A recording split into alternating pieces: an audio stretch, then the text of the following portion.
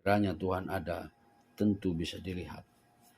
Atau orang-orang yang berkata, kami tidak akan percaya kepada Engkau sebelum kami melihat Allah dengan nyata. Al-Baqarah ayat 55. Al-Quran menolak mereka dengan mengatakan, dia tak dapat dicapai oleh penglihatan mata, sedang dia dapat melihat segala yang kelihatan, dan dialah yang maha halus lagi maha mengetahui. Al-An'am ayat 103. Kita juga dapat membuktikan hal-hal wahyu ilahi, misi kenabian, dan hari akhirat tanpa menggunakan argumen-argumen yang diajukan oleh Al-Quran Suci yang dalam pandangan Anda merupakan perkara yang masih diperdebatkan. Pada prinsipnya saya cenderung untuk tidak melibatkan Anda dalam kepelikan-kepelikan para filsuf, khususnya para filsuf Islam. Saya cukupkan dengan dua contoh sederhana, mudah dipahami secara fitri, serta bermanfaat bagi para politisi sekalipun. Jelaslah bahwa materi dan jasad apapun adanya tidaklah sadar akan dirinya. Telah merupakan ciri khas benda fisik bahwa ia tak sadar dan tak mengetahui apa-apa. Padahal kita lihat dengan jelas bahwa manusia dan makhluk hidup menyadari lingkungannya. Mereka mengetahui di mana mereka berada dan merasakan apa yang terjadi di sekeliling mereka. Jadi manusia dan makhluk hidup memiliki sesuatu yang melampaui benda dan berbeda dari benda yang tak bersama kematian. Diketahui pula bahwa menurut fitrahnya manusia cenderung kepada kesempurnaan tanpa batas. Dan Anda sangat mengetahui bahwa manusia pencari kekuasaan berhasrat menjadi maha kuasa di dunia. Dari itu ia tidak tertarik kepada suatu kekuasaan yang tak sempurna. Sekalipun misalnya ia menguasai alam semesta dan dikatakan kepadanya bahwa ada suatu dunia lain, maka secara alami ia akan berhasrat untuk menguasai dunia lain itu pula. Manusia penuntut ilmu, betapapun terpelajarnya, jika ia mendengar ada ilmu lain secara alami, akan ingin mendapatkan ilmu itu pula. Maka tentulah ada kekuatan yang mutlak dan pengetahuan mutlak sebagai sifat-sifat suatu wujud yang merupakan objek cinta dan pencarian manusia. Itulah Tuhan yang Maha Kuasa, yang kepadanya kita semua berusaha menuju, sekalipun kita tidak menyadarinya. Manusia pada galibnya berhasrat untuk mencapai yang mutlak dan larut di dalamnya. Pada prinsipnya, gairah besar akan kehidupan yang kekal, yang merupakan fitrah semua orang, adalah petunjuk akan kehidupan yang kekal dan kekekalan terhadap maut. Jika Anda bermaksud melakukan penyelidikan tentang masalah-masalah tersebut, Anda dapat memerintahkan para ahli untuk mengkaji. Selain buku-buku para filsuf barat, karangan-karangan Al-Farabi dan Ibnu Sina, semoga Allah melimpahkan kedamaian atas mereka, dalam filsafat patetik atau masyain, karena pengajian tersebut akan membuktikan bahwa hukum sebab akibat yang ada padanya, segala pengetahuan berpijak didasarkan pada pengetahuan rasional dan bukan pengalaman indrawi, serta pemahaman universal maupun hukum umum yang ada padanya bersandar setiap argumentasi, juga bersifat rasional yang tidak indrawi. Sekaitan dengan ini, mereka dapat menelaah karya-karya Suhrawardi dalam filsafat iluminasi atau isyraq.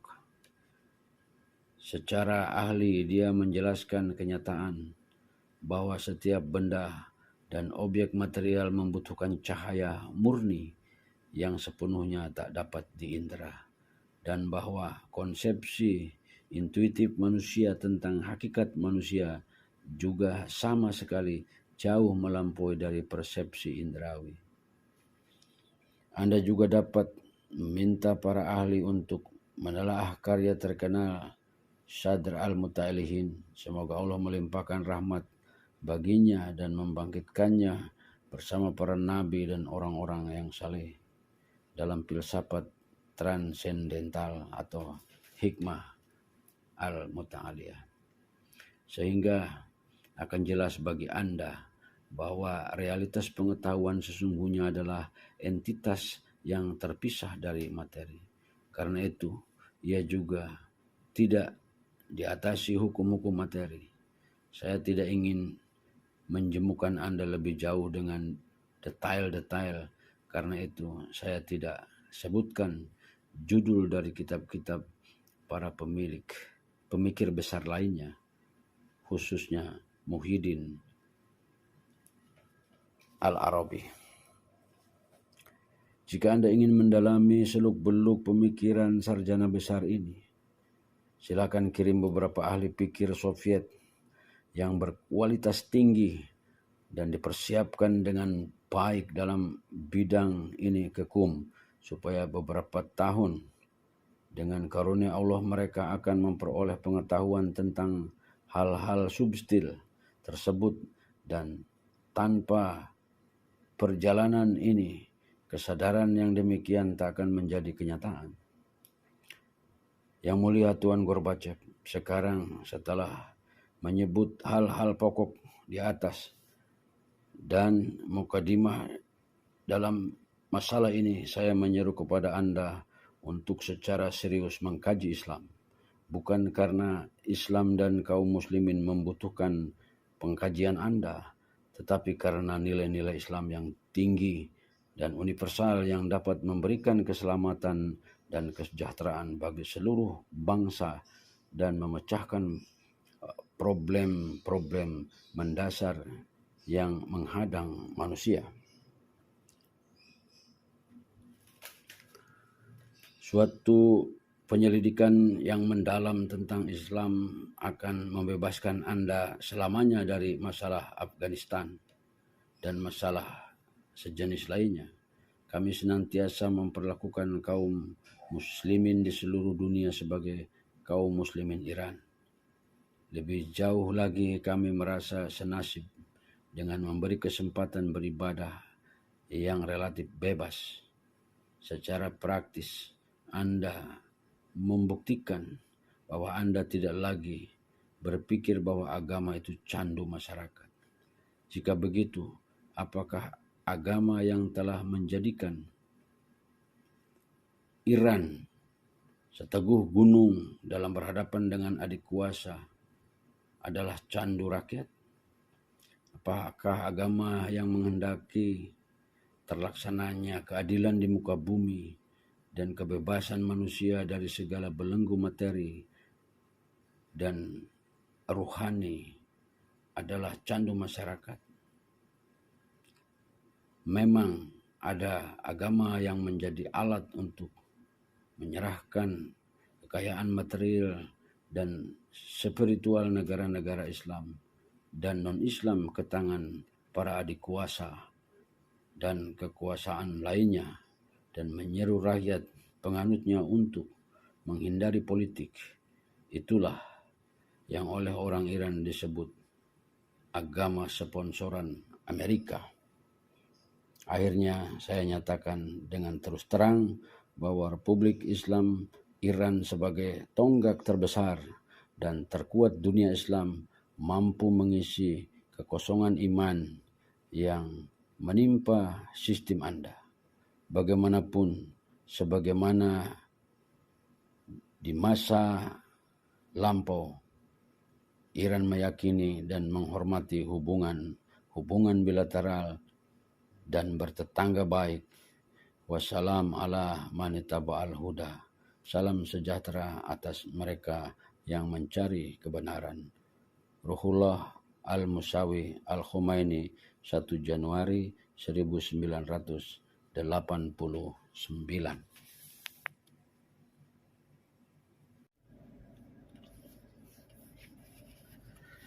Apa kemudian yang dikatakan oleh Gorbachev 30 tahun kemudian pada saat sebuah acara haul Imam Ruhullah Khomeini. Begini ia mengatakan,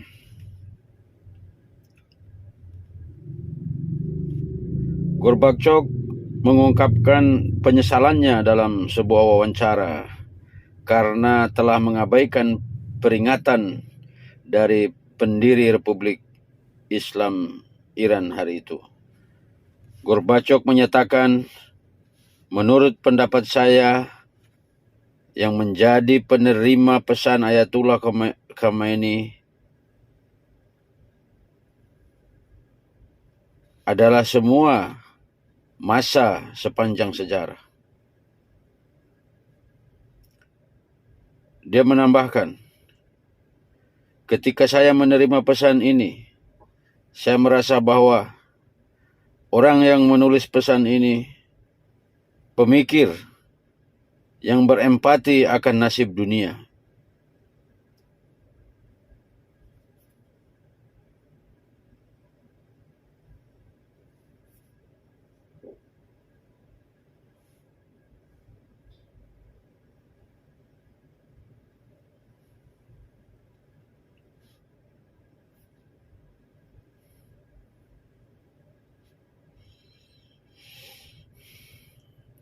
Dari membaca pesan ini, saya menyimpulkan bahwa dia adalah seorang yang mengkhawatirkan dunia,